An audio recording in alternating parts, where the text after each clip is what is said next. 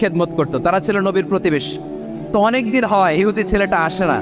বিশ্বনবী খোঁজ দিলেন ঘটনা কি, একটা ইহুদি ছেলে না আমার খেদমতে আসতো, ছেলেটা কই? খোঁজ নিয়ে জানলেন ছেলেটা অসুস্থ। বিষ্ণু ইসলাম ওই ইহুদির বাড়িতে চলে গেলেন ওই ছেলেটাকে দেখা করার জন্য, ভিজিট করার জন্য। সুবহানাল্লাহ পড়বেন না? গেলেন, যে দেখে ইহুদি ছেলেটা মুমূর্ষ, যান যান যায় যায় ভাব, বিছানায় পড়ে আছে, তার বাবা দাঁড়ানো। বিশ্বনবী তার মাথার পাশে বসলেন, মাথায় হাত বুলিয়ে দিলেন, আর ছেলেটাকে বললেন আসলিম, হে ইহুদি ছেলে আসলিম, ইসলাম ধর্ম গ্রহণ করো। তো ছোট্ট ছেলে ভাবে আমরা ইহুদি, এখন ইসলাম ধর্ম গ্রহণ করলে আব্বা যদি বকা দেয়। ফানাযারা ইলা ওয়াজহি আবি, ছেলেটা তার বাবার চেহারার দিকে তাকালো, দেখি আব্বা কি কয়। আব্বা যদি বলে তাইলে ইসলাম ধর্ম গ্রহণ করবো।